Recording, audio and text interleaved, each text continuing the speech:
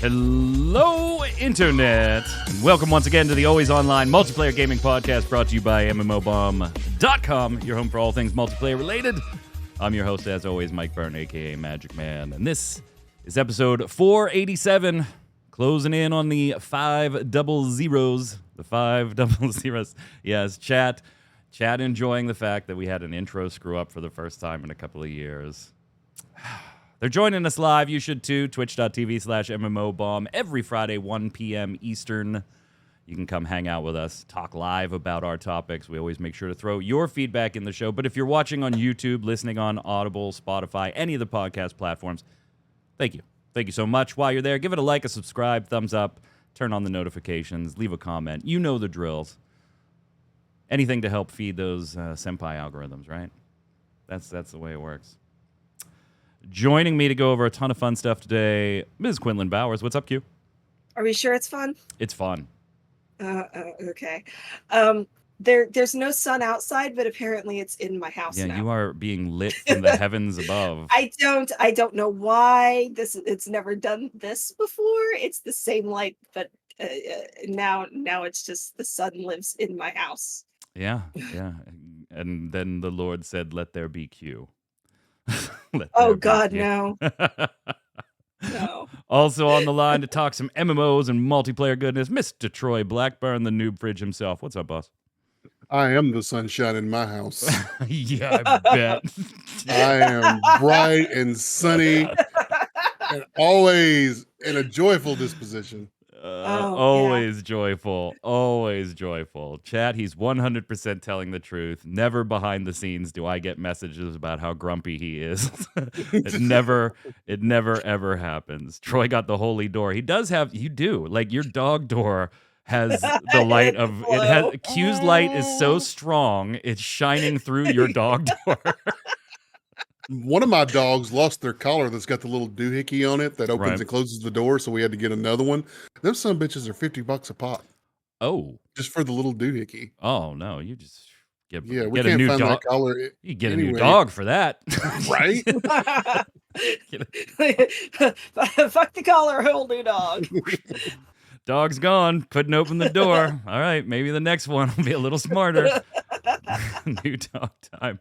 Welcome to MMOBomb, your pet podcast. I'm your host, Mike Byrne. Let's talk to your pets. Instead, I think we'll go to the news. Here we go.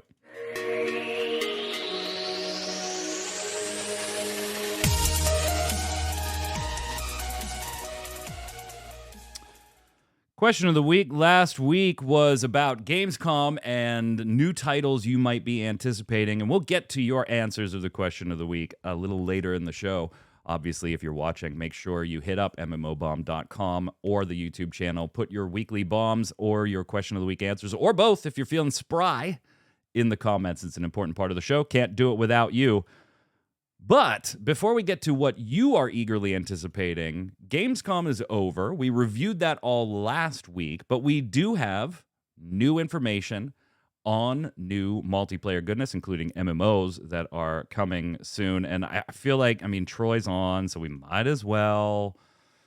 New World is putting out something, a little piece of content or something. Like, I don't know what it is. A little piece of content. A little piece of content. A full new expansion. It's been teased for months now. Now we have additional details. Rise of the Angry Earth expansion. Going to be priced at $30, $29.99, and is set to release on October 3rd. Troy, you actually got to spend some time with Amazon getting a look at this stuff ahead of time, so you've known for a couple of weeks. We were just able to finally publicly talk about it a day or two ago. What's going on in the expansion? Why are New World players excited? Are you excited as an active player? And if that wasn't enough questions for you, does this bring players back and keep them? Because we've seen their updates do relatively well, increasing their player count, but typically within about a month, they're back down to their normal flow. Could this be different for them? I think this will be a little different for them. I think it's going to keep players longer than some of their other updates have. There's a lot going on. This is a full-fledged expansion with a level cap increase, trade skill increases, attribute increases, everything. All the numbers are going up, ladies and gentlemen.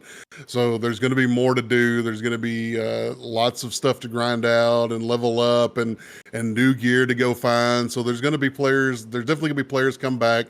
There's definitely going to be new players introduced, and they're going to hang around longer this time than they have usually in the past. I'm definitely excited for it. There's a lot of great changes in this expansion, a lot of updates and stuff that really have needed to happen for quite a while. That I'm happy to see come out in this expansion.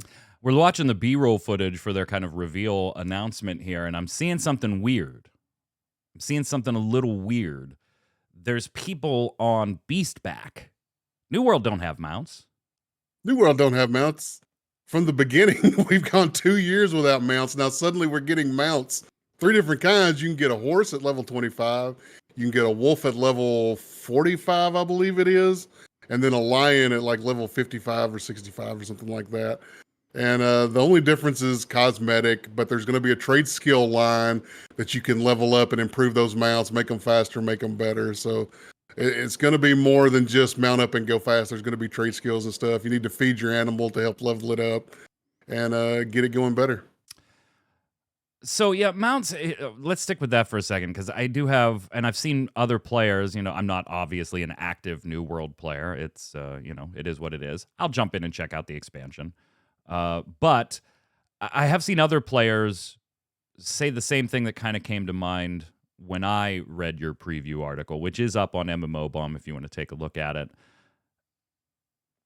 You have to buy the expansion. Mounts are free, but you have to own the expansion for this, which means if you want to play New World and you don't own it yet, right?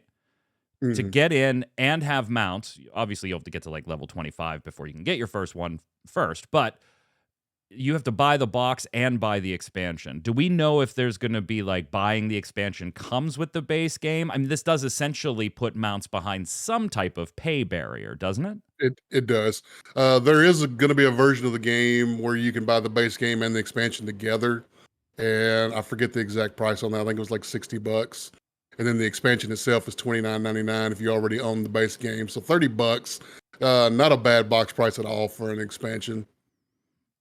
So they're free, but not. As long as you own the expansion, you'll get them for in-game and free. And they'll go into the cash shop or anything to get your base mounts, but you do need to own the expansion to own the mounts. Season 3 coming, a new zone, replacing an old zone. Like, not just reworked, like shit's in a totally different spot. It has a totally different aesthetic and everything. A new weapon, getting the flail, right? That's that should be right up your alley. Yeah, that's probably going to be my new secondary weapon is the flail. Something to just pound somebody's skull in. I'll probably run Big Hammer Flail Shield. Level cap, what Daddy's doing. Level cap up to 65, gear score cap up to 700. A lot going on. Q, is somebody that is an outside observer. What do you think this does for New World? I mean, I really don't know. There is a lot more stuff, so I can imagine it getting the people in and keeping them there at least long enough to do the new stuff. But beyond that, I mean, it's just really going to determine, like, how many things are they going to break when the expansion launches? Right? That is a really good point, though, Troy. How many dupes? Yeah, I mean, Q is not off base there. We've seen every massive update come with some type of system, usually get taken offline for a little while, something in the economy taken offline for duplication. I mean, Amazon could really use a W on this one. The player base, it's like 12,000 right now on Steam charts. And this is one of those very few MMOs, Q, where we can actually look at Steam charts and say, that's your player base, right? Because that is where you get New World. There is no other method of play for New World unless they've added something, and I totally was asleep that day. It's Steam or bust, isn't it? Like, there's no private launcher for it. Yeah, no, it's just Steam. So they have 12,000 players right now. And that's been kind of trickling down since March of this year. when it hit about 19 in February and has kind of trickled down. They had that huge jump in late 2022, right, where they did like a massive rebalancing and retweaking of a bunch of things, and then added some new content at the same time. They jumped from the teen thousands to like 60,000, and then it's just been straight back down since then. They could really use a W, because as good as the New World team might feel about their game, and as good as the existing player base might feel about the game, Troy, you still have that Amazon cloud over you, where I just refuse to believe that executives look at New World and say, this did exactly what we wanted it to do. There's that higher level of management at Amazon that probably still looks at this as a quote-unquote failure. Yeah, absolutely. Some of the higher ups look at this, and they were expecting probably millions of players to be consistently playing the game over time. Whether or not that was realistic in this day and age, I don't know, but they were definitely counting on more than 12,000 players at a time. I But mean, you, counting on more than 12,000, yes, is understandable. Probably now, like 100 and some odd to 250,000 is like the ideal, I would say. Like thinking, oh, we're going to have millions of players is just almost ridiculous, especially for a game that is, you know, as involved and everything as something like New World is, and is as niche as it is, and then has a million other competitors, because everybody's absolutely convinced that there's millions of people that want to play this kind of game. Like, and then they just break it all up even more. yeah, the problem is we've got so many now that they're so spread out that you're not ever going to have the 10 million players in World of Warcraft again. Everybody's spread out everywhere. Yeah. We'll see. I know there are a lot of people pumped about this one. I hope it does everything you want and more. I know Troy, you gave him a flail and you gave him a mount. Like, the rest of it could break as far as Troy is concerned. he's Let happy people at that do point. everything. Right. I'm going to be riding around, spinning my flail in the I air, doing don't- absolutely nothing, and it doesn't matter. I don't need gold. I have a mount. Duplicate all you want. Yeah, there is no standalone launcher. Even if you go to New World's website to buy the product, you can only buy it on Steam and Amazon, and when you buy it on Amazon, it's a Steam code. That's it. So it is one of those few MMOs that we get to look at Steam charts and not have to put the disclaimer of, this is only the Steam player. This is all of them. This is all of them. Flipping gears here a little bit away from New World, we obviously also had TennoCon on the back end of Gamescom at the same time there. Tons of Warframe stuff divulged. Plans over the next years. Warframe 1999 looks really cool. It's kind of like a retro story in the game. Go watch the trailer on MMOBomb. Looks pretty awesome. But we also got like half an hour video of SoulFrame, Digital Extreme's next project that's been teased and has its website where we were solving puzzles back when Jason Winter was here, and then it's kind of been radio silence since then. We got a gameplay featurette and some voiceover talking about different things. Q, what did you see? What did you like out of SoulFrame? I mean, it looks interesting. I'm not the biggest like high fantasy-ish kind of person in the world, but I do like. I enjoyed kind of looking at the combat. It looks kind of beefy, and it's obviously more action combat. It's a little hard to tell because as you watch it, even though it is gameplay, there's really not a HUD to look at to see what the hell is going on there. Right. Like you're just kind of more or less seeing the action than that kind of stuff. So to see exactly how it works and everything, narratively speaking, I like the ancestor thing that they were talking about. Like you can basically collect your ancestors and stick them in this special place and they help you out. Isn't that what we all really just want to do? Right? Just take the ancestors and just put them here. put them in a thing up on a shelf right next to the whiteboard that says days since intro screw up. We'll just put them right there. We'll put them right there. I love this look. I mean, I love the aesthetic. I'm a huge high fantasy guy. But they also show a dungeon later in there, which is like something obviously I really want to see. I'm more the PvE guy than the PvP guy. I am so interested in Warframe that I'm like, if Digital Extremes wasn't publishing Wayfinder, I probably wouldn't be nervous. But the way Wayfinder's early access launch went has me a little nervous. By the way, compensation did go out. We covered that last night or the day before for you Wayfinders, including a free token to unlock a Wayfinder of your choice and some other stuff for those outages. So they are making good on those promises. That's kudos to them, but that doesn't buy anything from us saying the launch was terrible. It was terrible. I love this aesthetic. It's just got that, like, I don't know, almost never-ending story kind of vibe with nature, and I absolutely love it. I could not be more interested in SoulFrame. Troy, are you coming with me? Yeah, absolutely. My biggest takeaway from this is all my friends are talking about it. Like this is the next big thing that they're excited for now after seeing all this gameplay footage. They're really looking forward to this. We were in Discord last night and talked about it for 20, 30 minutes. It's looking spicy.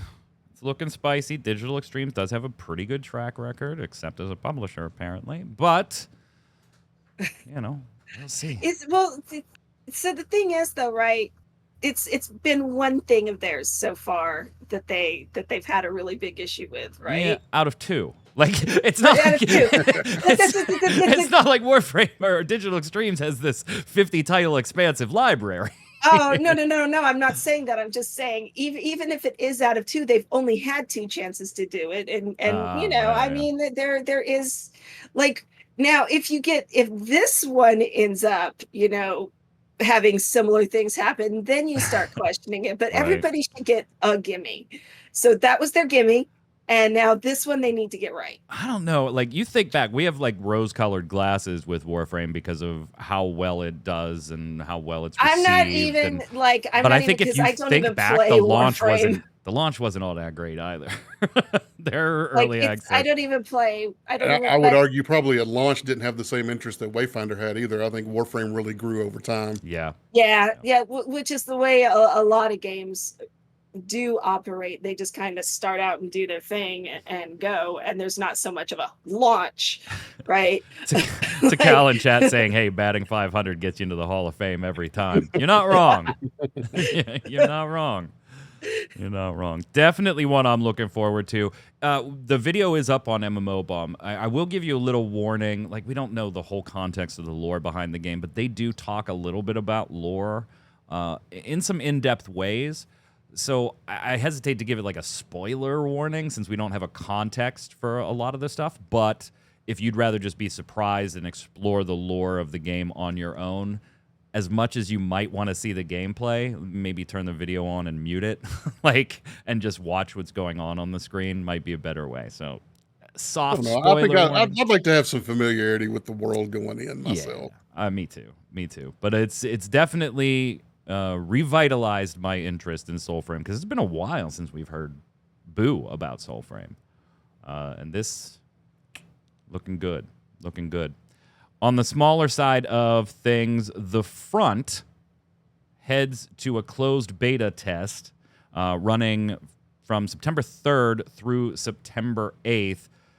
Troy, here's your buzzwords, right? We talked about it pre-show. Open world sandbox survival shooter. Go.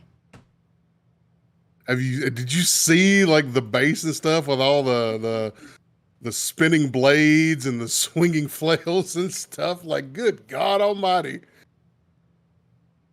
Looks interesting. We'll check it out. I'm not sure it's going to be anything that's going to be a long-term investment for me, but the buzzwords are there. So we'll look and say, look at that machine. Look at that machine. Yeah. Tearing stuff up. And again, it falls into that survival aspect for me. For me, like, these survival games are always 90% the same as other survival games, and then they have that 10% splash that makes them a little bit different, right? V-Rising at its core is a survival game, and then that 10% is vampires. Let's put vampires in there instead of, no, don't run around with a gun, run around with fangs and turn into a wolf and all that stuff. The Front, this is one that I'm a little mixed on because honestly, some video footage we've seen just hasn't really impressed me all that much. But then the building system in there does look pretty robust. Now, if you take part in the closed beta, which you can sign up for on the game's main site or Steam, it'll be running from the 3rd through the 8th again. So it's a very closed one, a very narrow closed beta. You'll be able to test out not just the shooter stuff, right? But you're also going to be getting your hands on that building and crafting system.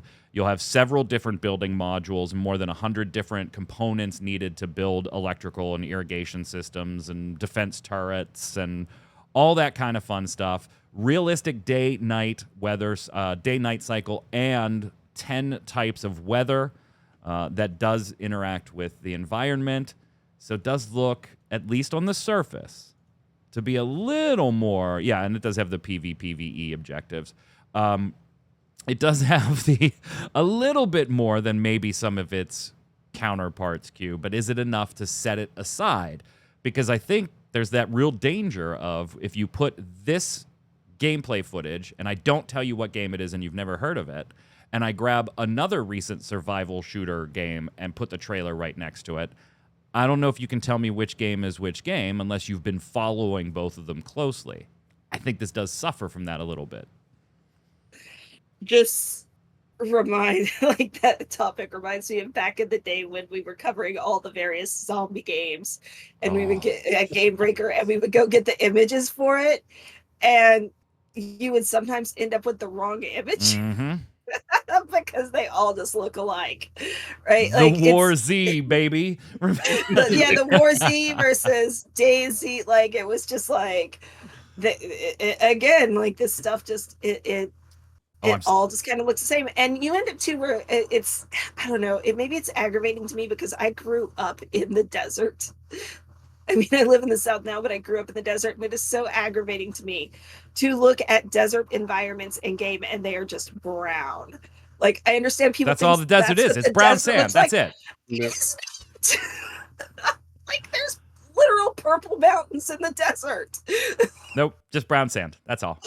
It drives me crazy Look, to look at it. Here's a tundra in the footage. So shush.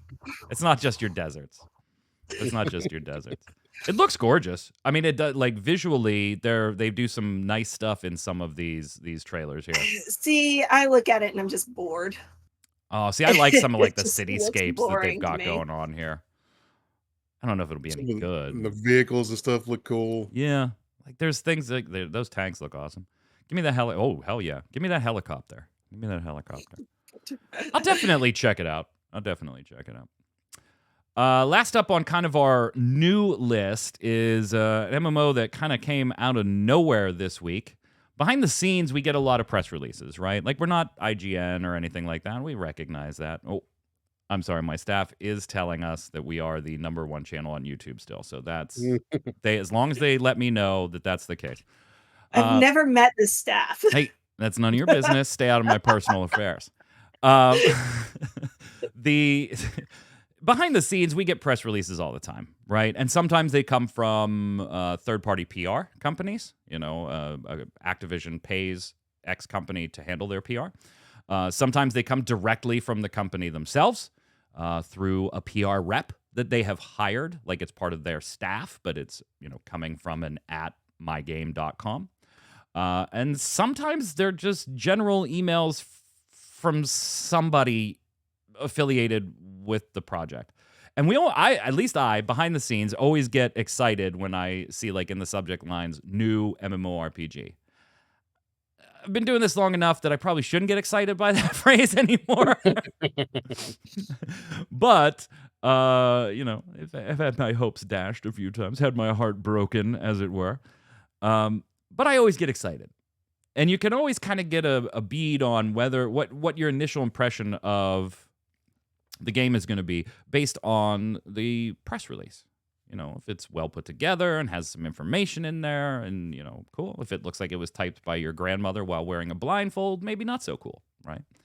So we always take them all with a grain of salt. Well, we get one this week for a game called Abyss Online, and it's very rare that we get a press release for something we just absolutely have no knowledge of. Usually it's like, I can't remember if that's a multiplayer game or an MMO, but I have heard that title. Like, just out of nowhere. Here's an embargoed press release. Tomorrow you're allowed to talk about Abyss Online. And we're like, cool. Well, the fuck's Abyss Online? Like, just, I don't know. I don't know what it is. Let me read this, and I assigned the article to, I think I had Matthew write it up or whatever. And yeah, so here's what Abyss Online is. It's a kind of a sandbox PvP MMORPG. And as soon as I read that, I'm like, Troy is in. It doesn't matter how much this costs, Troy will try it. Doesn't matter how good or bad any footage looks, Troy will try it. So Troy, you got a chance to look at the kind of, it's very brief, right? It's just kind of a teaser. You know, you're not showing extensive gameplay or anything for it yet. You can wish list it on Steam. There were some kind of question marky things, right? For a game that's not launched, it was selling gold on its website. Okay, that's weird. Are they selling in-game currency there? Or your game's not even out yet. Like, Founders packs, yeah, everybody does that. We get it. But you're here. Give me $100 and we're giving you gold. Well, wait a minute. If gold's the in-game currency, doesn't that affect? This is PvP. A big portion of this game, although there is narrative stuff and PvE content, a big portion of this game is PvP. Then they're making claims like that narratively, Troy, Q, and I could have a totally separate experience in some ways based on how we interact with the world end quests, you know, and dialogue options and things like that. Like that's a pretty bold claim. It's got to be like Activision, Blizzard, or EA making this, right? Let's take a look. No, Old World Labs. Okay. Who the fuck are they?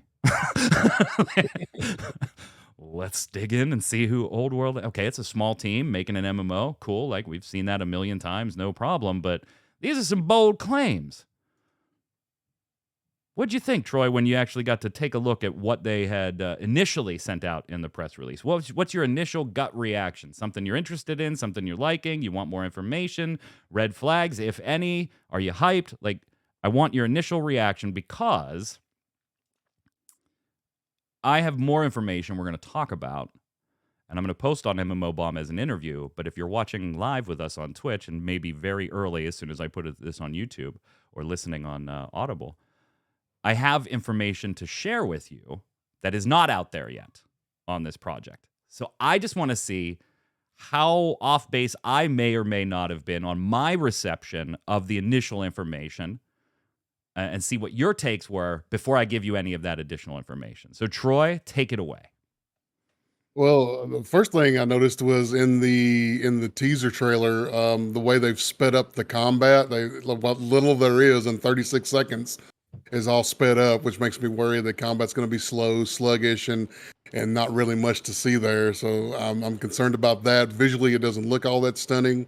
They've got the right buzzwords for me, but overall, an unimpressive first impression, I will have to say. I'm not saying the game's going to be bad. I haven't seen nearly enough to make that kind of judgment at this point, but a very unimpressive first impression. I admit the trailer was an artistic choice, and I don't know if I agree with it, but you know, it is what it is on that front. Artistic things will always differ on Q. What's your gut reaction here? I mean, to be honest, based on just seeing the buzzwords and stuff, because you actually sent this to me before you sent it to Matthew, and I messaged you back. Oh, yeah, good catch on that, by the way. And I don't know. Whoops, I hit. Look at me just messing up the buttons because Q saved my bacon, actually. So the way assignments go in the background is typically, like, if Q finds something, she's like, hey, this is a game I like. I have a slot free. I'll cover it. Cool, no problem. Same thing with Troy and Matthew behind the scenes. And I try to give them games I know they're interested in because there's a lot of times you're writing about games that you don't like, right? And so, like, if Troy likes New World, I funnel him the New World stuff. We don't know what the hell it is. It just came in. I read it. I totally blank, Troy, on the top that there's an embargo. Don't tell anybody. Totally, like my brain just skipped right past it. Just skipped right. They couldn't have made it more visible. Like it was red. Yeah, it was in a bar. Like no fault of the teams. I was just like, I was so excited. I was like, what is Abyss Online? Let me just start reading what it is, and jumped right to the content. I sent it to Q, and I'm like, hey, here's piece 2 or whatever for today. maybe half an hour, Q hits me later, and she's like, do you just want me to write this up and leave it in drafts for you for tomorrow? It's embargoed for tomorrow morning. And I was like, qua? Qua? And I opened the email again. I'm like, oh, shit. Sure enough. Yeah, this thing is embargoed. Yeah, no, don't cover it. I'll give it to Matthew for tomorrow morning. Like, ooh, Q, save my bacon. Save my bacon. So go ahead, Q. Sorry. So obviously I did see the press release, and I'm seeing the buzzwords, and other than just being like, okay, I guess I need to write this, I had already kind of tuned it out. Because none of those, when I see the buzzwords together like that, my brain just goes, nah, not for me. I'll write the thing, but not for me. So beyond that, I honestly didn't pay much more attention to it. I did see the generative quest system thing, and I like the idea of I do that too. conceptually. Like, I always like the idea that because at the end of the day, what I would really like is a game world that I can live in, but one that isn't. The problem comes in, right, where it turns into like there's these, most of those games are survival, PvP, whatever. And I'm just like, while I kind of like PvP, I'd never want it to be my entire focus. Right. And so, it is the quests and the stuff like that would end up making the lived in world for me. But beyond that, there just wasn't a lot that I was terribly interested in. Yeah, and I'm right with you. Like, that was one thing that jumped off, and I was like, I like what they're saying there, but this is a small team. You got to temper expectations, right? In a lot of ways. And maybe they exceed expectations and you're pleasantly surprised. Not saying they can't, but you do have to temper it. You're like, wait a minute. Narrative differences between players based on decisions. Okay, that sounds like it could just be a really fancy way, Troy, of saying you have dialogue options. Yeah. Like that too. And the NPC responds in a different way on the same, but the quest overall is the same and the story isn't the same. So, man, I really would I want to see some more information about that. It also didn't help that, some of the language they used on the website regarding like player assets or player created assets in this whole creators economy that they want for Abyss Online. When you start talking about player assets, generally speaking, it's really easy to say, oh, it's probably blockchain or Web3, because it's typically the language that's used for that when the game's trying not to advertise itself as blockchain or Web3 or NFT based. And so Matt kind of said, I mean, they don't say it, but, the way they're describing this. And credit where due, somebody from the Abyss team actually did reply on the article that we put up saying, hey, the whole creator workshop assets thing, the crafters ecosystem is what they call it. Think like Fortnite or Roblox and players creating content and opportunities to kind of shape the world and put little things in there, not digital asset ownership in an NFT way. This is not a blockchain or a Web3 game.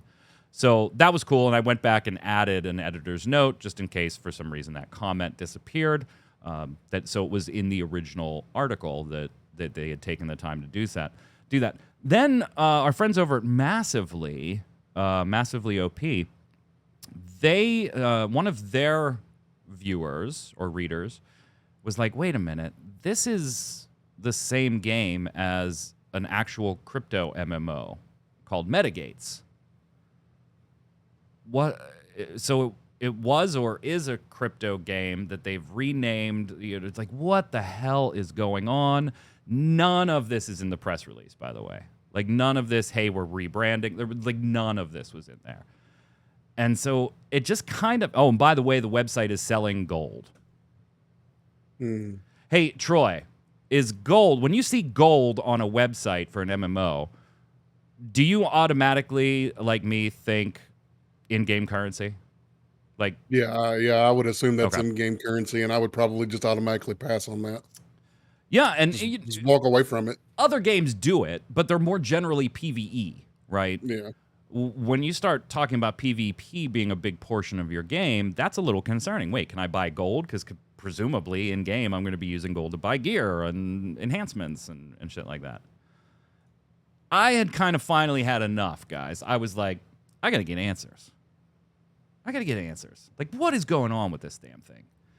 And so you never really know if you're going to get answers, right? Mm-hmm. Like, you can send a message or an email, but you don't know if they're going to be like, well, you got to go through our PR department because that's what we pay them for. Like, and that's all fine. That is all fine. So I just took a shot, and I'm like, hey, Abyss MMORPG on Twitter. My name is Mike. We do some internet stuffs. Like to talk to you about Abyss if you have somebody available. I'm planning on this was yesterday, by the way. Yesterday. I said, we're going to be talking about it on our podcast. If I could, I'd just like to send you a couple questions, maybe just get them answered so I have the information for the podcast. I got a reply, Troy. Woohoo. I got a reply from the CEO. CEO, Nick Liverman, CEO of Old World Labs. And Nick was like, hey, man, not only would I love to answer your questions, but if you want me on the podcast, I can be there. And I was like, whoa, buddy, whoa. Whoa. No, it was... and I said, look, I don't think we need you there on the podcast tomorrow, but that's definitely something I'll keep in mind for future podcasts because we have had developers and publishers and things like that on the show before. When there's more to talk about as far as like the game itself, how about I just send you some written questions? If you can take the time to answer them, I'll put that up as an interview article on MMOBomb. And then I can use that information on the cast, too. So you cast viewers live with us are getting this information ahead of anybody. Because it's not up on the site yet. It's ready to go. All pictured and everything, ready to go. So, Troy, I want you to tell me if any of these things start to change your opinion, your initial opinions. Because I think we all agree there were red flags initially here. And so I got to, obviously, Nick graciously was just, hey, here's some time, answered every question I had, answered multiple follow-up questions, all in time for today's podcast. He didn't have to do that. Absolutely did not have to do that. And certainly didn't have to do it in the time frame that I proposed there. So kudos right off the bat. Didn't dodge a single question, even though some of them may not have been the best, nicest questions to talk about in the world. Didn't dodge a single one of them. Am I getting PR spun? Maybe. Like, you never know, right? Yeah. Although, to be fair, usually when PR is involved, they keep the CEO out of the way. Yeah. Well, I mean, we are talking about a company that has, as it turns out, by the way, the company has 6 employees. 6 internal employees. They do a lot of outsourcing and contracting, which is, that's not abnormal, right? Like you might run a website and you don't have an artist on staff, but you have an artist that you typically commission for X, Y, and Z pieces. You pay that commission, you're done. It's not out of the ordinary for a small company to say, hey, can you create us some monsters? We'll pay you X $1,000 and then the assets are ours. Like that's not out of the ordinary. And they do that or for consulting, right? In this case, the Unreal developers, like Ryan Laley, they've consulted with them. They've consulted with Ryan, and they coach and lead our development choices, Nick says. So small team, but getting what they need where they need it externally is the grand gist of it. So Troy, I'm going to give you this one first. I said, hey, give us the sales pitch for Abyss. Like, sell me on it. What's it gonna offer that's new or unique, right? Nick says the gaming community's tired of waiting on AAA studios. This is actually pretty funny. Waiting on AAA studios to deliver the next dumpster fire. I mean, fair. Our project is 100% team and community funded. We offer more of a community-driven development approach, utilizing the community to provide game assets, artwork, playtesting, and analytical information for gameplay development. We're working on an innovative questing system, and we have many members in our community who are massive guild leaders or world-class PvPers that make playtesting pretty intense. You yourself you the reader, can potentially influence a portion of game design and mechanics if you participate in our community conversations where the team takes and applies good suggestions or created game assets. We pride ourselves on listening to the community, which has helped us create a dynamic, balanced PvP and PvE system that gets your blood pumping. Ninja Panda's saying he's right. Waiting for the next dumpster fire. And so now, okay, fine. All right. That was like the softball, right? All right, here, tell me about Abyss. Go ahead. Home run, right? Get to say whatever you want. So then the questions go, hey, by the way, what the fuck is metagates? What's metagates? I mean, the websites look identical in color scheme and layout. In a lot of places, the text is almost identical. What is metagates? What is Abyss? Is this like a refocusing? Clearly the game itself looks to be the exact same game. So what's with the new name and the shift away from the NFT focus? And so, Troy, let me know what you think of this. Nick says, the decision to rebrand is something the team had thought about for some time. We chose the name Metagates prior to Facebook changing their name to Meta and the metaverse craze. It was named Metagates after most effective tactics available, Meta, and the gates are portals to access PvPvE arenas in the open world. So it's pretty obvious to everyone now that Metagates was a horrible name for a game.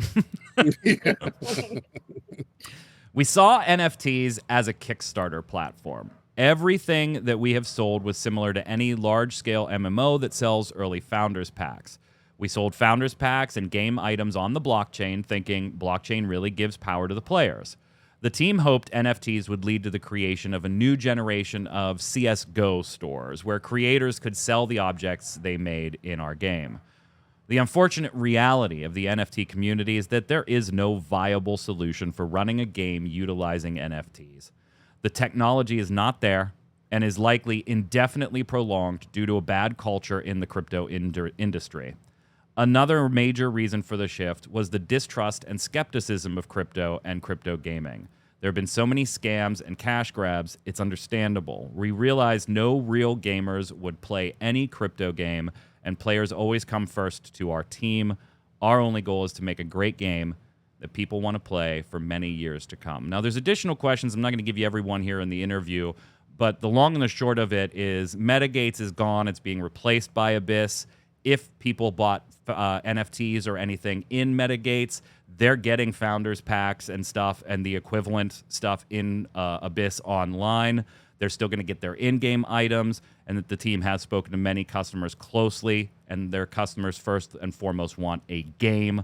All players who purchase the game items from Metagates will receive those game item packs in Abyss Online as well. What do you think, Troy? It's an interesting response.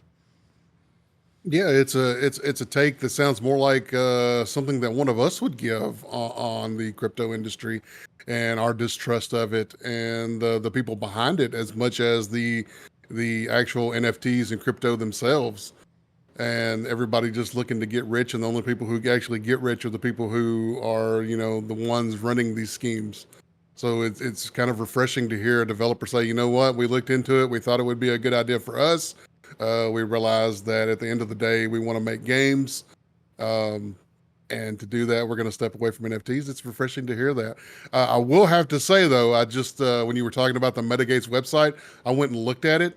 The gameplay that shows on the Metagates website looks way more interesting than that sped up combat they showed in their little teaser trailer. So but you can tell it's the same game. Yeah, but you can tell it's the same game. So let's not do the speed up of the combat anymore. Even if your trailer is a minute long, let's show some of that gameplay, because it looks way more interesting on there when it's actual speed. Q, what do you think of that take? I thought one of the more interesting pieces in there, and right, like, it's hard not to look at anything that launches crypto and then doesn't launch crypto as, well, they just clearly didn't make as much money as they thought they were going to, so they're changing objectives, right? But I thought it was a little more, it sounded a little more sincere when you say something like, the unfortunate reality of the NFT community is that there are no viable solutions for running a game utilizing NFTs. And that no gamer wants to deal with these things. Like, that is pretty honest from somebody who, it sounds pretty honest at least, from somebody who walked the walk, right? I went that way. I didn't discover the solutions that I wanted, and so that's not the way we need to walk anymore. Yeah, it's one of those things, right? Like, I've always said that on a purely theoretical basis, NFTs, crypto, like that kind of stuff, somewhere there's quite possibly a good use for these things. But the people who are involved with them and the cynicism with which they are approached makes them completely unviable because, again, like you said, people don't trust them. And people don't trust them because of the people that are typically involved with them, the little pyramid schemes and all of that stuff that's involved in that kind of thing. And when you get the bigger companies who are like, ooh, let's just throw some NFTs and stuff in here, you know that it's just like, this looks like it might be another good way for us to make millions and then crash our game or whatever the hell it is that they're going to do.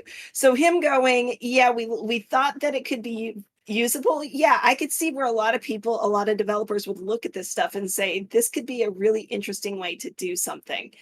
And then come back later, right? If they're sincere about it and be like, oh, buddy, yeah, that was a bad idea. So I'm kind of glad that there's a developer who is actually saying that. Like, albeit a very small one, right? You know. Right, it's a smaller one, but it's probably the smaller ones you're going to get it out of because, I mean, well, look at Square Enix, right?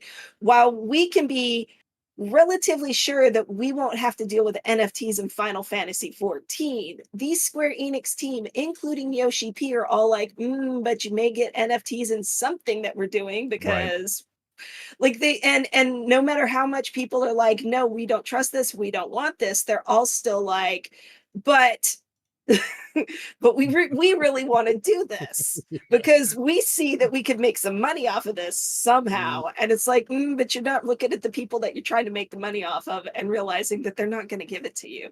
Yeah. You got to love the quote. We realized no real gamers would play any crypto game and players always come first to the team. Like, that's a hell of a quote right there. That's a quote. And yeah, you're right, Q. We have said it often on this. Like, there is nothing, you will never convince me a singular game needs to be blockchain or NFT to accomplish what it wants to do in its own economy. Sorry. All games do that in their own economy all the time without blockchain. The big benefit that theoretically could exist in the game space with blockchain type technologies is that I can give Troy that Hearthstone card and he can give me that CSGO skin. Right? I can trade useless game stuff that I don't use anymore for stuff that I use in games that I play. However, we've always said that requires all of these different companies being willing to work together on that type of economy and open up their product to that economy. And there is zero financial reason for Blizzard to do so. There's no reason at the moment for Blizzard to say, yeah, sure, we'll let somebody trade CSO skins for Overwatch skins. And we'll rake a percentage on the trade. There's zero financial reason for them to do so, so they wouldn't. The most beneficial thing to gamers, to me, in the blockchain space, will never happen because it requires immense cooperation, and the companies just don't have any financial incentive to cooperate in that way. And so, okay, this was, I had to follow up, right? Because I had to assume, like I sent the questions first, right? And I didn't know if I was going to have time to follow up on anything with Nick. And so I had to assume that everything I had figured out about metagates and that Massively had reported about metagates was accurate. And I'm going to send over this follow-up. And if for some reason it wasn't, then Nick can, obviously smart guy, NASA and internships and like very brilliant guy from robotics background and all kinds of stuff. His Chops will be in the article for you. He'll figure out, yeah, this doesn't apply and I don't need to answer it. But it does need to be answered. The follow-up was, so wait, are you concerned that shifting your focus like that creates a trust issue with any potential audience? Like, do you think players are going to look and say, they tried to do NFTs, Troy. They probably didn't get the money they wanted, or that they needed to continue development, so now they're shifting. And what's to stop them from doing that again in the future, or just flat out disappearing, right? Mm. And he says, no, we're very close with our audience, and as the owner of the company, I make myself available to speak to all customers on a personal basis. Our team sits in Discord streaming development and sharing dev builds with our community. We have built a lot of trust over the years. We work hard every day to continue to build this trust and are constantly updating the community on our progress. We did not shift away from doing blockchain and NFTs because we failed to make money. We shifted away from blockchain and NFTs because of the terrible community, lack of a usable technology, and after working in blockchain, we truly believe the best way to create an amazing game people will want to play was to remove NFTs and blockchains from the game. Our roadmap has stayed the same throughout the rebrand, and we've never shifted from those goals. Our same goal when we started is the same goals we have today, to make a game that we would want to play. Troy is stunned into silence. I just wish they would have, like in the initial press release, been a little Yes! more upfront about what they were initially, and that they were going to rebrand it and drop this, and these are all the reasons why we're dropping this, instead of everybody having to go out and find out about it. Because how many people did you lose along the way when they found out Abyss Online was Metagate and just instantly lost interest because they looked back and found out what Metagate was and are scared now about what Abyss Online might be? Q, it's almost like Troy's a gaming journalist, right? Because my very next question was, why wasn't this information included in press release details? It comes off almost like you're hiding the fact that Abyss is Metagates. And the answer? The answer was, we asked, you're going to love this. If you're Abyss's marketing or PR people and you're a third party, you have an unhappy customer right now. Just letting you know. We asked our PR and marketing firm the same thing. We suggested otherwise. We were told that they spoke with writers and that this was their feedback. It did go against our intuition, but our community did not seem to care, and we trusted the experts that we paid. This was obviously a bad decision. It hurt seeing the attacks on us, but we also understand how it appeared to people. This is why we're thankful for the opportunity to tell our side of the story. There are people commenting saying we're a crypto scam, and of course everyone is free to believe whatever they like. But before anyone judges us, come into our Discord, talk to our devs, talk to our community. We stream development daily. There's constant discussion on game mechanics, economy, monetization, asset creation, balancing, and all aspects of game development. And I truly believe our community is what people should expect to see from a thriving gaming community, and the entire team welcomes all of you to come and join in on the fun. So they kind of murked their PR firm there a little bit. But here's the thing, I 100% believe that. I do. Because we see enough of it. How many times have I made the comment that we should just quit our freaking jobs and go consult with PR firms to explain to them the information that writers want? Because they didn't talk to anybody. I guarantee you this PR firm did not talk to writers, because the writers would be like, no, this would be interesting. Yeah. Right? Even if it's not, and no writer is worried about it. No writer at a journalism site is worried about whether or not it will look bad for the company. What they want is an interesting story. And literally having a game where that started out as an NFT crypto thing, and then the game developer went, that is the story.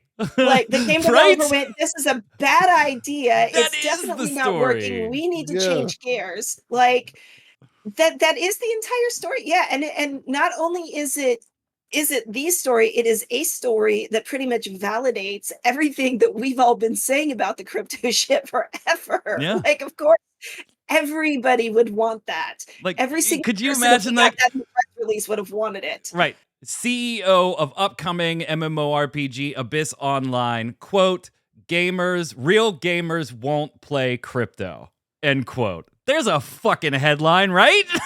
That is a way better story than, hey, here's Abyss Online. Check it out. Did I ever tell you I was job offered for PR from a crypto company that we were writing about and did not write about in a great way because they were very scammy about stuff? I got an email just like what you're talking about, Q. Hey, have you ever considered just leaving and doing PR? Yeah, I mean, if the money was right, I would absolutely go do PR. I've been doing this my entire damn life. Sure, not for you. Not for you. Chat is asking, what about gold, though? Go back to the gold thing. They're still selling gold for a game that is not out yet. What's going on? It's almost like our chat is gaming journalists, too. Or maybe they're just gamers. Assuming gold in-game is used in traditional ways, buying gear, etc., and the PvP focus for Abyss, does selling gold for cash make sense? Sure, some MMO titles do this same thing, because I didn't want him saying other MMOs do this. Like, yeah, of course, some do. I'm not going to debate that. You're right. Or they do it through like a intermediary, right, selling a token. But many of them aren't PvP-centric or competitive. They're more PvE side. So how is selling gold not pay to win in Abyss? Nick had said, gold was never intended to be an in-game currency. We realized after the fact that we did not publish proper documentation on the wiki and website to explain this. We are anti-pay to win. And so this is where I actually did have to reach out and say, can we get a little clarification here? I'm not quite sure. Like, if you go to their website now, they're not selling the gold packages. The label's still there, but there's no packages.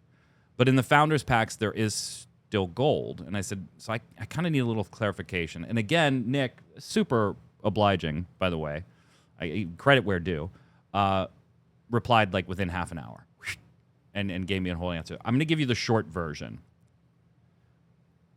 They named their cash shop currency gold, and that was a terrible decision. That makes a little more sense. But that was a terrible decision because that sounds like in-game currency. Yeah, and that's what I had said to Nick. I was like, I understand what you're saying, and I like retyped it a little bit just to say, you know, am I understanding this correctly? And he said, yeah, absolutely, you got it. And I said, yeah, gold's a terrible name, bro. Like, it's a terrible name. Because anytime we see gold as MMO players, we're like, that's the in-game currency. Gold was the cash shop currency. Silver is the in-game currency. And that may change, right? They may change those names or whatever. They need to. Yeah, I think they do too. There is no mechanism to trade one for the other at this time. There's no planned mechanism right now on any of their roadmaps to trade one for the other. Gold would be used in their cosmetic-only cash shop, which would also fund subscriptions, any subscription payments that you wanted to do. So gold is the cash shop. Ninja Panda's shaking his head. Yeah, I know, right? So that's their cash shop currency. And I was like, yeah, rename that Abyss coins or something. Just gems, like anything like that. Oh my gosh. Yeah. Anything but gold. Anything but gold. Testing is coming up soon. They're hosting PvP tournaments, dungeon runs, bug hunts at least once a month. They are planning a playtest client on Steam over the next few weeks. So if you're interested in the game and you want to mess around with it a little bit, get in their Discord, right? That seems to be Nick's like common theme. Come hang out in the Discord. If you like what you see, stay and have some fun. If you don't like what you see, peace out, and we love you for trying it. Like, it was just very that's where to go if you want to get your hands on it, more information. I did ask about the narrative thing. Like, is that just different dialogue options and responses from NPCs? Or could that be bigger things like access to places in the game or big differences in the world? And he said one of the community members is an extremely talented developer that put together an LLM, custom chatbot, attached to our wiki and our quest system. When players submit information to our wiki, it helps tailor the NPCs and their personalities as well as quests. The system will generate quests that trigger mob spawners and determine your spawn location based on prior inputs to lead you to a new area, or perhaps continue on with a second stage of your last quest. It's going to remember prior quests and conversations you've had, and your questions and responses will influence a potential next quest given. There will still be a normal storyline quest system, as you would probably expect in most MMOs, but you may never know when your storyline becomes slightly different from your friends, or an NPC you've spoken with gives you a quest that only you will ever receive. You have access to all the newest tech from, we have access to all the newest tech from NVIDIA, and we've been melding generative quests with generative dungeons and map instances. We plan to grow with the technology and create one really cool quest system. Well, it sounds like more than just quest dialogue. It sounds like an actual valid use for what they refer to as Abyss- AI that isn't actually AI. Abyss God, MMO it's a is in game. our chat, and I think they're responding. I was reading, so I didn't see this initially. Thank you for being Abyss here. coins. Yeah, when I said Abyss coins, and they were like, but then that sounds like it's crypto. I mean, it kind of does, but you have gems or something like that you can use.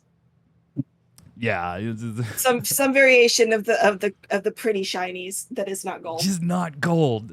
I don't care what the name is, it's just not gold.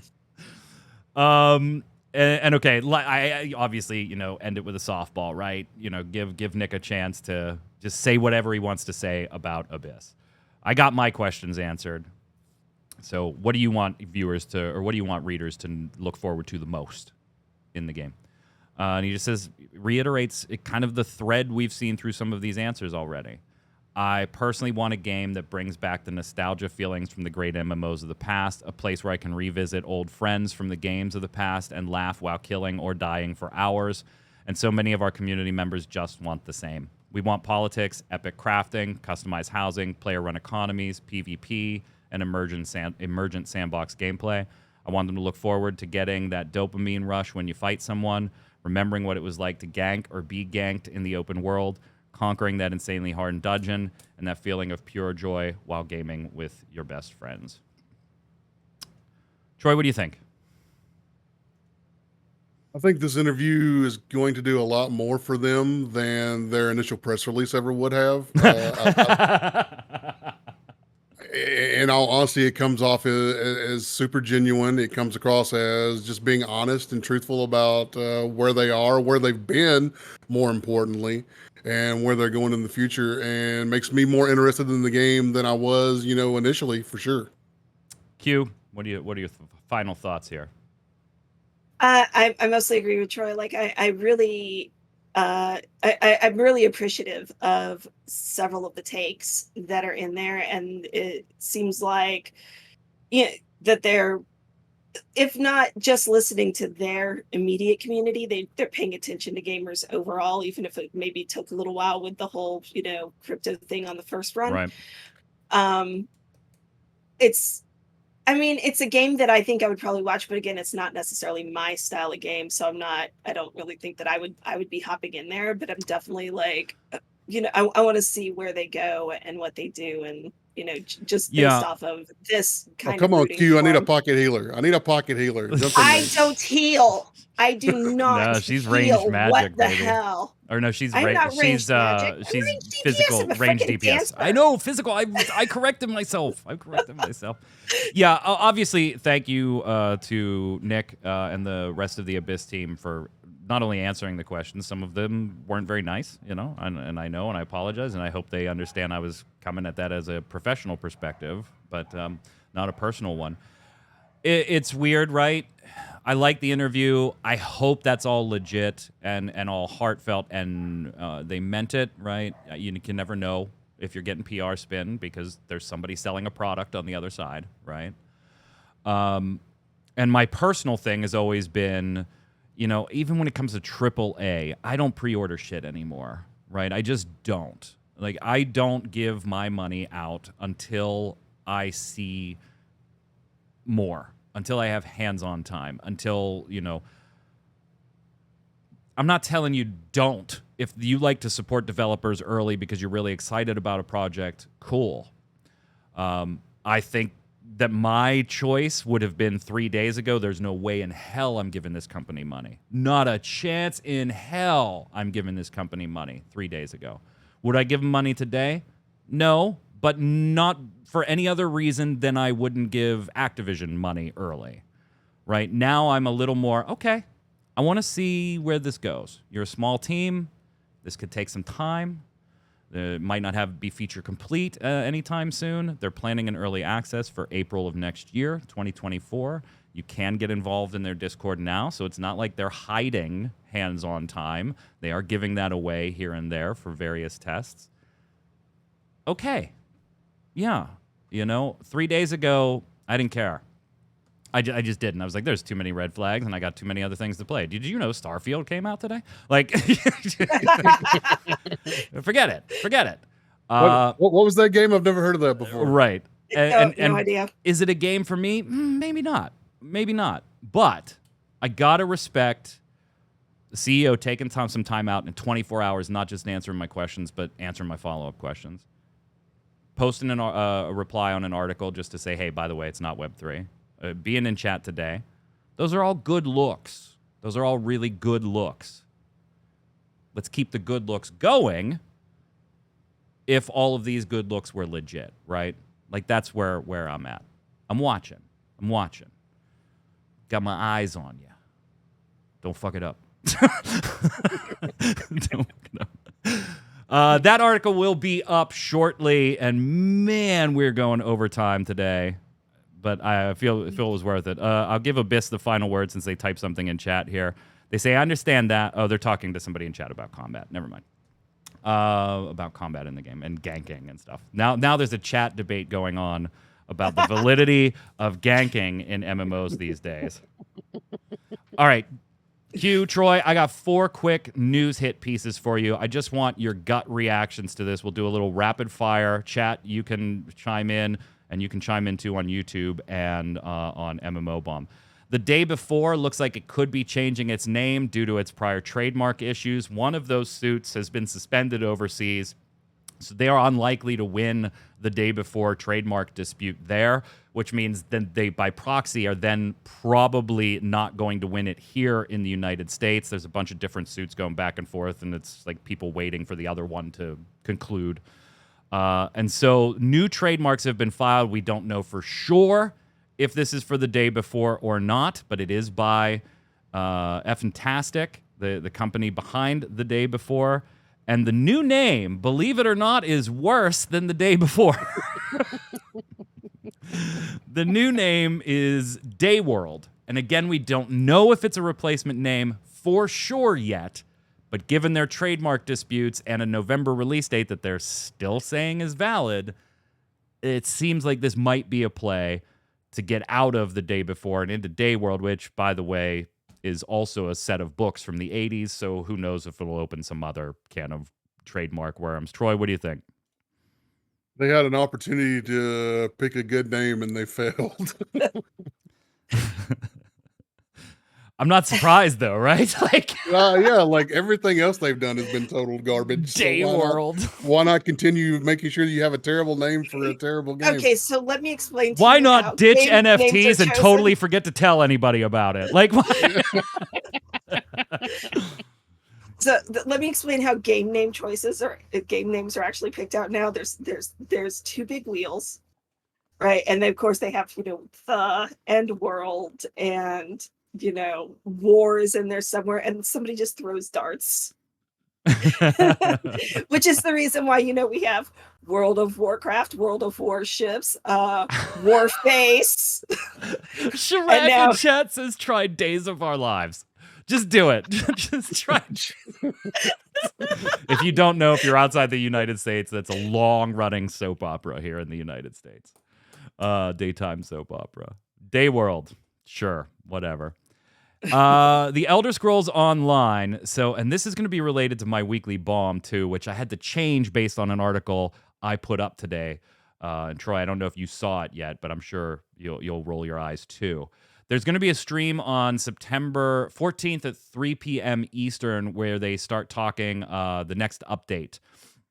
Specifically, the Endless Archive, the solo or duo dungeon that is, endless dungeon coming later this year. Okay, that's what I was going to say. This is supposed to be like the new type of content update, isn't it? I can't wait. I can't wait to see more of this. I'm looking forward to this content. And then they went ahead and very quietly, but I caught them, and I wrote an article about it. I caught them, guys. Very quietly in a locked forum post, you cannot reply, said, effective today, we are suspending in-game gifting from the Crown Store. You can no longer do it. We know this is an important part of the game for some of you, and we'll look at ways to re-enabling it in the future. But for the foreseeable future, you cannot gift from the Crown Shop cash shop in Elder Scrolls Online to other players anymore due to fraudulent behaviors. To which in the article, Troy, you know this, but Q, maybe you don't. I was like, yeah, you just killed a large part of your game. Like guilds and traders that do those like raffles and stuff, and like that is like a huge part of the community. That is their, turning cash shop currency into in-game gold mechanism, right? Troy, give me 1 million gold. I'll buy you that DLC you wanted with my crowns, and I'll gift it to you. And they've always allowed this stuff. It's fine in the game. None of that's illegal. You're allowed to do that stuff. And guilders and traders use it a lot to like attract attention to the crafts and stuff that they're making to try and sell them in game. They run like different random raffles, and guilds use it for engagement and stuff. Like, not a good move. I'm like, how bad could the fraud possibly be that all this time later you're like, yeah, we got to shut this off? Like, I guess bad enough. Maybe. There's a Throne and Liberty confidential test coming out. And I know I wrote the article because I had to make fun of the word confidential. Like, I get it. There's an NDA. That's what they're meaning by confidential. But it still looks silly when you publish a press release on your website that says you're holding a confidential closed beta test. Unless, so it does make it look silly, but I wonder if the intention was to make those who got in feel just that much more special. Yeah. Right? Because it's confidential. Like that's the entire thing of certain word choices. Now it's not even a closed beta, it's a confidential beta. Like, you've even got to change your tone of voice when you're talking about it. You have to whisper to shh. Our boy Redbeard Flynn, who we posted an article earlier this week, he did a great video for Pantheon. He got his hands on it as like one of their outside content team people. Like, you can sign up, right? You know how that works. You sign up to be part of the content team and you get early access and stuff. He did a great Pantheon video if you want to go see like somebody who doesn't work for Pantheon talk about the game and things. We posted it on the site. Redbeard Flynn, I haven't watched this video, Redbeard, but I absolutely will. A very good friend of mine. Love the guy to death. He posted on Twitter about this Throne and Liberty article, and I'm going to watch the video because I want to see what he has to say. But his tweet said, @MMOBomb had a banger headline regarding the Throne and Liberty changes we heard about at Gamescom. It was so good, I had to make a video about it. My headline was, Throne and Liberty to kick off confidential test, but Gamescom reactions are still lukewarm. So I got to go see what Redbeard said, but go check out his Pantheon video too at the same time. Well, not at the same time, like one after the other. No, not that Flynn. Not that Flynn. No, that's a different Flynn. That's a different Flynn. Troy, we know a little bit more about T-0, that new entertainment company, what they're making. They're doing like multiplayer stuff in Unreal 5. We still don't know what it's about, but they said when we say it, you will know it, right? It's what they said. We still don't know what it is, but when they tell us, we'll know all about it. They'll say it eventually. Yeah. Something in Unreal Engine 5, third-person shooter, and that's about the extent of a globally recognized IP, they say. We'll see.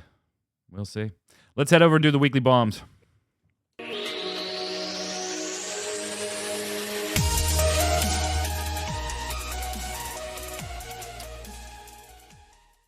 Q, you're up. Dub bomb for some of the good, A bomb for some of the bad in the world of gaming or life in general. What do you got today? Well, I have an A-bomb, because I'm sad. I'm not surprised, but I am still sad that it's officially the end of an era. and Volition has been shuttered. Yeah. I'm not surprised because I didn't even buy the last Saints Row game, but there was a part of me that was secretly hoping that they would get their shit together and realize what we wanted was just Saints Row 5. It's funny. Terra Nova slapped in chat at like the exact same time you were saying that. A-bomb for Volition Games closing down. So sad to see this outcome due to the Embracer Group restructuring. Right, Well, which is the other reason I wasn't surprised. The minute Yeah. a company runs around buying up other companies, so many of them are just going to get gutted. Troy, what do you got? I'm giving a dub bomb to all the information for the New World expansion. A lot of good information came out, a lot of good changes coming to the game. There's even whispers of things that they didn't tell us already starting to come around. So I'm looking forward to the Forged in Eternum on Monday to see if they talk about some of these other things like faction territory influence and things like that changing. Yep, Monday's episode is all about the expansion. Troy will have it covered on MMOBomb.com, even though it's Labor Day. I was going to give a da-bomb to getting more Endless Archive information soon. I'm looking forward to that in Elder Scrolls Online, but I got to give them an A-bomb now. Taking away gifting is a huge part of your player economy. It might not be your metrics, and I just really hope, Troy, that it is for fraud reasons. Like something is happening in the back end that they just have to address or they've been putting off. I really hope it is not, hey, if we disable gifting, we'll get more crown purchases. Mm-hmm. Because it's not going to work that way. And I put this in the article. The logic there from a business person's perspective is probably if Mike bought crowns and he's willing to give them to Troy for in-game gold, that means both Mike and Troy have at some point wanted something from the cash shop. Troy wasn't willing to pay for it. Mike was. If we don't allow Mike to give crowns or buy an item for Troy, then Troy will eventually buy crowns. That's the logic that I could see being applied there. It has a number of logical fallacies in it, though, but you never know when it comes to some of the bean counters at the high levels on these MMOs. The developers, right? They don't really get to make these choices. Yeah. I think developers know that you have gamers that have time and gamers that have money. Exactly. Yep. And the gamers who have time, right, rely on the gamers who have money to get them the items, but the gamers who have money rely on the gamers who have time to get them the gold that they need. We had Abyss MMO in our chat today, and in our comments on our last episode, we had Challengers Games, the team behind Second Wave, a game we talked about last week, chime in, says, thanks for sharing our game Second Wave. We have a lot of love for the game, and our studio comes from a background where a lot of the games that we were a part of before Challengers Games existed were ruined by a lot of decisions that usually was, when it comes down to it, based on greed. That's why we formed our studio. We want to change that. We have a lot of plans for the Second Wave IP, and yes, players can pay for additional voice lines. That might be a victory voice line or something of the sort, but nothing too big. Monetization-wise, our focus is cosmetics based on the lore of the game with some modern touches. We don't want to have things that are very out of vision and have nothing to do with the game. We're still polishing and the game, and we'll share news soon in regards to beta phases and more. Thank you, MMOBomb. No, thank you, Challengers Game, for stopping by. It was awesome to see you check out the episode and chime in on some information. Go ahead, Q. Nintendo. A-bomb, Xbox Game Pass on PC is infuriating me recently. I have a gigabit download speed, but the damn app only downloads with 20 megabytes per second when the maximum is somewhere in the neighborhood of 140 megabytes per second. What is this, 1998? Do I have to tell my neighbors to get off the phone or something? Give me my 140 megabytes per second. Dub bomb to Exoprimal. Weird one, I know. It hasn't been well received, but I am playing through Game Pass, but the only problem Exoprimal has is the price tag. Yep. It's a good game. It's a fun experience, just not for the price they are asking. A match takes about 10 to 15 minutes max, and so it's a good game where you play 2 to 3 matches an evening and have some fun killing masses of dinosaurs. I love the game, but you're absolutely right. The number one problem with it is that price tag, and we said that before launch, Troy. Yep. Go ahead, Troy. Breckner says, I tried to refund Wayfinder, got rejected twice via the help menu. The automatic refund bot only looks at hours played. Yeah, contact the Wayfinder team. They were helping people get refunds outside of the 2-hour lock on Steam. I don't know if they're still doing it. Like I mentioned at the beginning of the show, compensation has gone out for anybody that even attempted to log in during that week. You didn't even have to make it in. But maybe contact Wayfinder support. I know they were helping some people with refunds past the 2 hours. Which I did not. I never made it in that first week. YouTube Commenter 1. What a great YouTube name.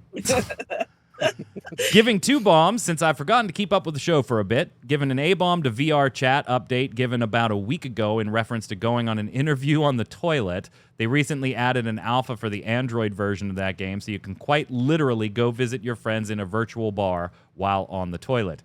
Giving a dub bomb to No Man's Sky for just putting out banger update after update. The most recent update lets me play as a robot monk traveler with a walking staff that shoots lasers. I mean, that was just a whole sentence of fucking awesome. I don't think you can actually beat that for cool right now. So go ahead, Q. Erebus 2075. If you like to play as dragons in a game that does it well, you are out of luck because there are like 5 games that tried it and they all did a bad job. Yep, I told you. Name one. Go ahead, Troy.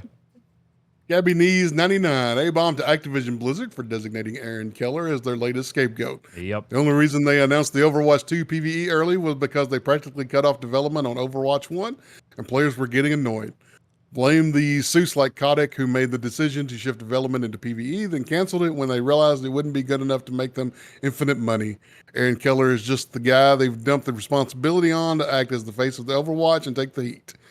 A few former Overwatch devs have spoken out about their years of work being scrapped and having no control over their decision. I don't think the devs get to decide the pricing of content. They just operate within the framework the corporation they work for has created for them. So it is what it is. Seems like they really all they can say. Yep. It's unfortunate. Devs get a lot of hate for stuff they have nothing to do with most of the time. To Cal 2320 or 2399 says A-bomb to people who read effing super chats during their stream. Wait till the end to do that BS. Hey man, you gotta cater to the people paying the bills, I guess. And Jira in chat says the bomb for Wayfinder's compensation package being more than a hand wave gesture. Yeah, it was pretty good. Go ahead, Q. Finish the bombs up. Or no, there's 2 more. Sorry. I was like, what? Corey V5679. To be fair, Wayfinder didn't launch. I feel like people forget early access isn't really a launch. It is a launch. It's more like alpha or beta. No. The actual launch is in 6 months, though it will probably be dead by then. If you are accepting money, exactly. That's the you difference. are open to criticism. If you want to do a free-to-play early access, then I'll give you the same credit Corey is giving you there, and I'll give you a pass on a couple of things. You just better have it fixed by launch, right? When you only can get into an early access via give us cash, you've soft launched. Sorry, you've soft launched. Psycher9847 says, dang, I forgot it was Friday. I would have tuned in live. I hope you're in chat right now. Question of the week last week. What Gamescom announcement had you the most excited? Doesn't even need to be multiplayer. Nintendo says, question of the week. I've unfortunately not been excited about any new game in close to a decade. I got burned so often by being excited that I simply stopped being excited. A large contributor to that loss is the plain fact that the vast majority of AAA games release unfinished and unpolished, full of microtransactions, and that when the game already has a $60 $70 pound price tag.